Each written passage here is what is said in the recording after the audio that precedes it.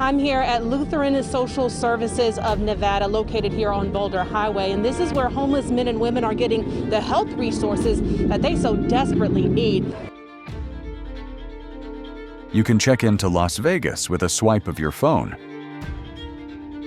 But to find a place to sleep in San Francisco, you need survival skills. There are cities that burn billions of dollars to rescue the homeless, only to see more tents. So great that we can get back to providing medical care, but also providing vaccines. There are places that used to welcome tens of millions of tourists each year, but now have vacancy signs all summer long. The U.S. tourism industry is in decline, and in the meantime, temporary camps outside parks are blossoming like a new urban architectural movement. Don't think of these as isolated spots. This is a systemic shock. And the following 10 states are in the most dangerous zone, not because of natural disasters, but because of policies and negligence. Number 1. Homelessness. To let the homeless people of Nevada know that here in this state, they are entitled to the same rights as every other resident of this state. No more and no less. When crisis spares, no one in the United States on a single night in early 2024, more than 771,000 people had no stable place to sleep. The highest number recorded since the U.S. Department of Housing and Urban Development, or HUD, began its modern statistical system in 2007. These people are not just on the crowded sidewalks of Los Angeles or San Francisco. They are in the inland towns of Ohio, on the tourist beaches of Florida, and in the cold, hidden corners of Anchorage, Alaska, where the snow is so thick that a sleeping bag becomes meaningless. Homelessness is no longer a big city problem. It has become a systemic challenge spreading across the entire country, regardless of geography, profession, or personal history. It's easy to label them, but if you look closer, you will see a multi-layered picture. Not everyone without a home has given up trying, and not all are entangled in issues like addiction or substance abuse, although that is part of the story. Many have simply encountered an unexpected crisis within a system that lacks an effective safety net. A surgery not covered by insurance, a divorce that causes a mother to lose her home, a layoff right when rent has doubled.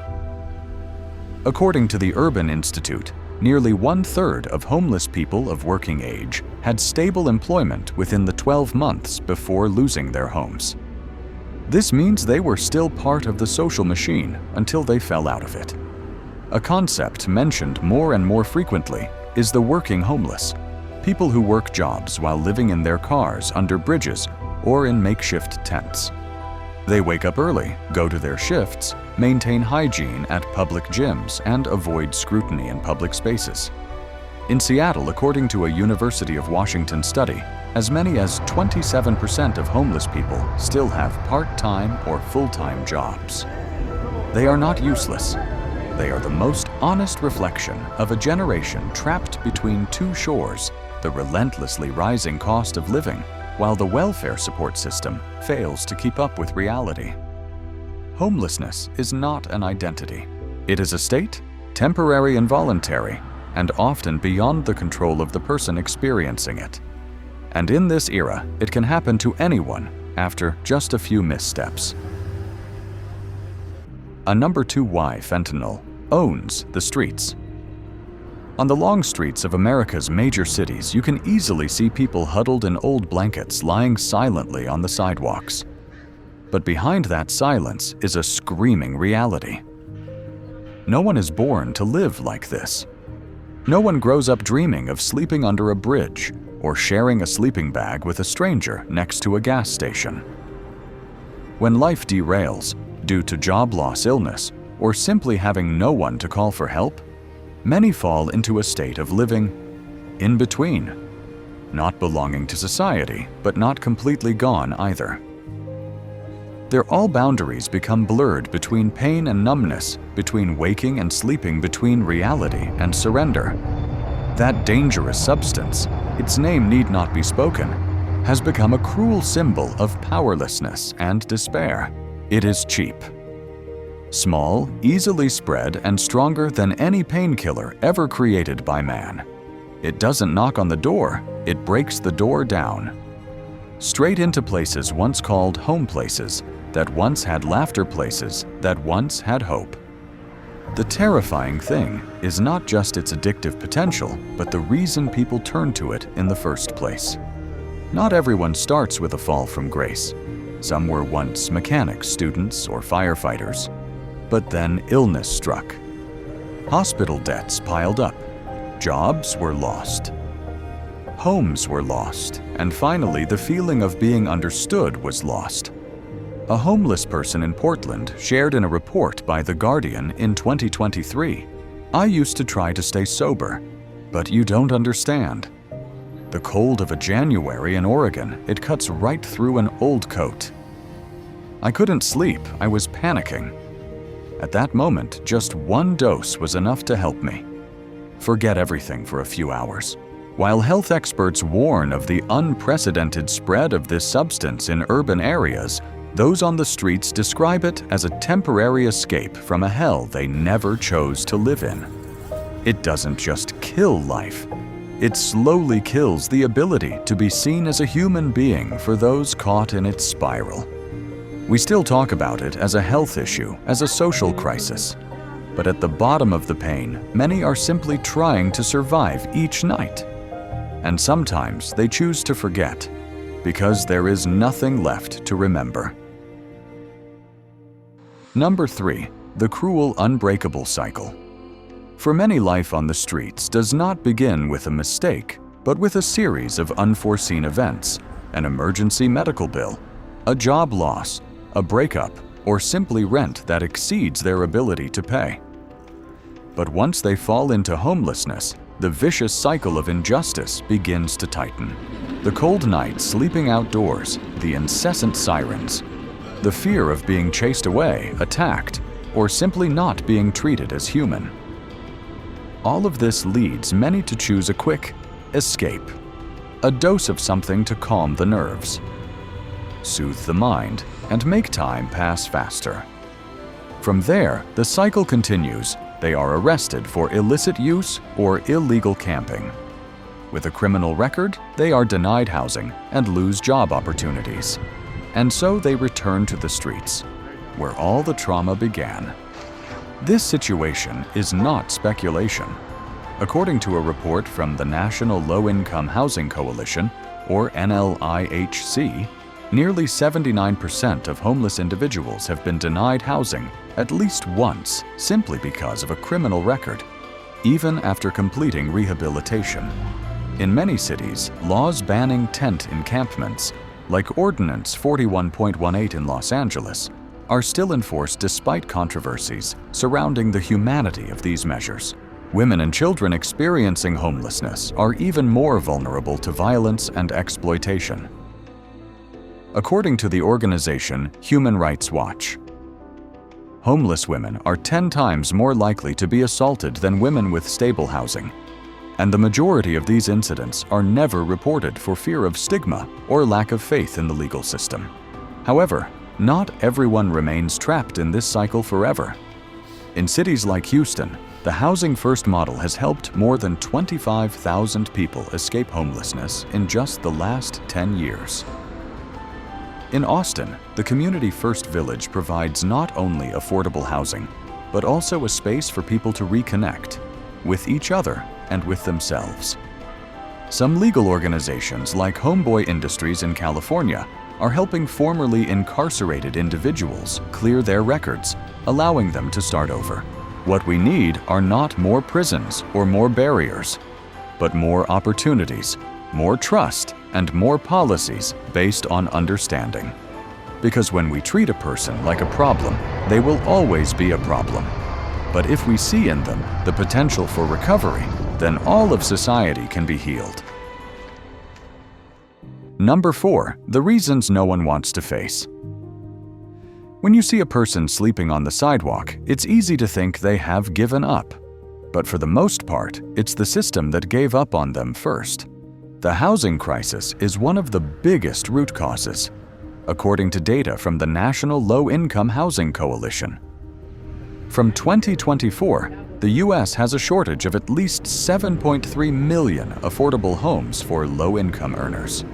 In many cities, even someone working full-time at minimum wage cannot afford to rent a one-bedroom apartment. Healthcare and mental health, two critical areas that are often overlooked. A person can fall into homelessness after just one uninsured chemotherapy session or a bout of depression that is not properly treated. And once they lose their home access to healthcare becomes even more difficult. The breakdown of a support network is also a common reason. Family breakdowns, divorce, domestic violence, or simply falling into circumstances with no one to rely on. Many homeless people once had families, once had jobs, but lost everything for lack of support at a crucial moment. The legal system and criminal records inadvertently lock the door to re-entry. Those arrested for minor violations related to sheltering or substance use find it difficult to get a job or rent a home, trapping them in the cycle. Social stigma cannot be ignored. The homeless are often seen as a burden rather than victims. This stigma makes it harder for them to access help and makes the public less likely to support humane policies. The issue is each of these causes, if standing alone, might not be enough to make someone lose their home. But when they pile up, it's no wonder that someone who once had everything can suddenly lose it all. Homelessness is not a personal failure. It is the result of a failing system, one that is failing to protect its most vulnerable people. But that also means if the system changes, if policies improve, if the community opens its heart, then that cycle can be broken. There is still hope as long as we don't continue to look away. Number 5, San Francisco. Where two worlds coexist but never meet, San Francisco was once hailed as the city of the future. A hub for the most brilliant minds in technology, a place where a two-bedroom apartment can cost millions of dollars. It is the city with the highest per capita income in the US, home to giants like Salesforce, Twitter, Uber, and just a few blocks away, Google. And yet, right under the lights of these glittering skyscrapers, more than 10,000 people are living without a home.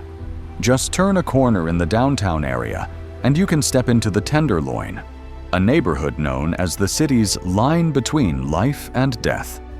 Here sidewalks are beds, dark alleys are places for injection, and the sound of ambulance sirens is as frequent as church bells. In 2023, over 600 people died from fentanyl in San Francisco alone, most of them in the Tenderloin, a figure that would be a wake-up call for any nation, let alone one of the wealthiest cities in America. The question is, why does a city with such immense financial and technological resources let people die right outside its hospitals, living in destitution, just steps away from the headquarters of the world's leading corporations? The answer is not simple. Part of it is because inequality in San Francisco is not just about wealth.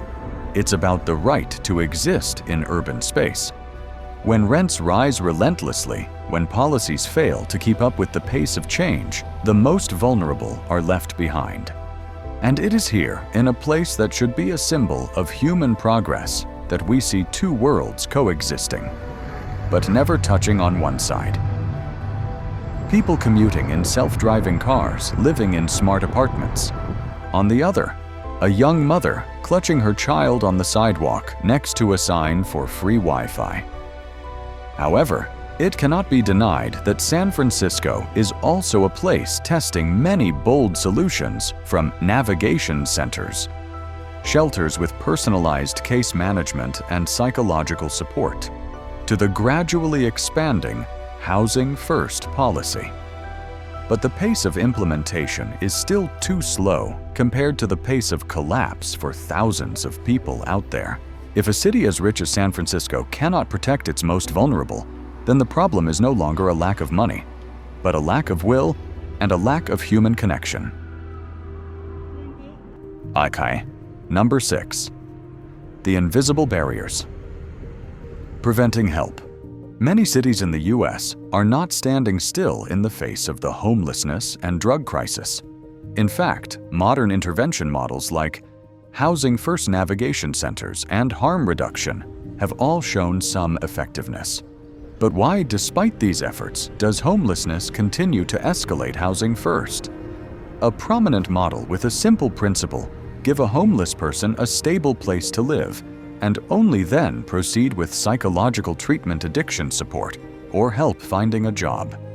In places where it has been properly implemented, like Houston, Texas, the rate of homelessness has significantly decreased over the past decade. But nationwide Housing First is still seen as a pilot program rather than a national policy. Trickling budgets, lack of land for construction, complex legal regulations, and community backlash have prevented this model from scaling to the necessary level. In cities like San Francisco and Seattle, navigation centers were built to be managed temporary shelters, offering personalized support, basic medical care, and psychological counseling. But they are always overloaded with waiting lists growing longer, while individual recovery requires time, manpower, and continuous engagement, something the current system cannot adequately provide. Another solution. Harm reduction, though controversial, saves thousands of lives each year. Distributing naloxone, the opioid overdose reversal drug, or clean needles at community access points has helped reduce mortality rates and prevent the spread of infectious diseases like HIV or hepatitis C. But politicians and a segment of the public still view it as enabling drug use, causing many programs to be defunded or fiercely opposed. However, the biggest barrier remains stigma. Many people say they support helping the homeless, as long as it does not happen near my home. The not in my backyard phenomenon, or NIMBY, is stifling many social housing projects and rehabilitation centers, causing even the most viable plans to be delayed or even canceled. When those most in need of help are pushed out of sight, they are also pushed out of society's concern. And so even when solutions exist without unity, it is like building a house on sand. Number 7. A solution, or just pushing tragedy out of sight. As the homelessness crisis becomes more visible on every street corner, urban policy in the U.S. has begun to shift, not towards deeper support, but towards control and displacement. One of the prominent recent proposals comes from former President Donald Trump, who advocates for a treatment-first approach, removing the homeless from urban areas, banning public camping, and instead concentrating them in tent cities, built on cheap land far from city centers. In his Agenda 47 statement, he affirmed he would work with states to ban urban camping, meaning setting up tents on sidewalks and in parks, and send violators to rehabilitation or have them arrested if necessary. These large tent camps would be equipped with doctors, psychologists, and support staff. It may sound like a humane strategy, but the big question is it a solution or just a displacement of the problem? In fact, many cities like Portland, Los Angeles, and Austin are also implementing large-scale campaigns to reclaim public space by clearing homeless camps, dismantling tents, seizing property, and urging people to enter temporary shelters. However, the lack of alternative housing and strict residency conditions cause many to return to the streets after just a few days. The problem is not the tents. The problem is why people have to live in tents. You can ban camping, you can clean the sidewalks, but that doesn't make poverty disappear. You can move the tents out of the city, but if you don't address housing, mental health care, and the social safety net, you're just pushing the tragedy out of sight. As some activists say, Clearing camps without a solution is like sweeping dust under the rug. It might make the streets look cleaner for a few weeks, but the core problem is still smoldering, and it will return even stronger. A policy that stops at appearances is not a policy at all, and the presence of homeless camps is not a failure of individuals. It is the clearest sign of an unstable social structure. Number 8. What is a real systemic solution?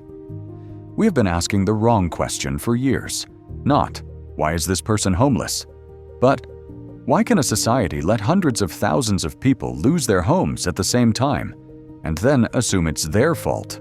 The answer, like any complex system, does not lie in individual choices, but in a social structure that has created ground too slippery to stand firm on after a small slip.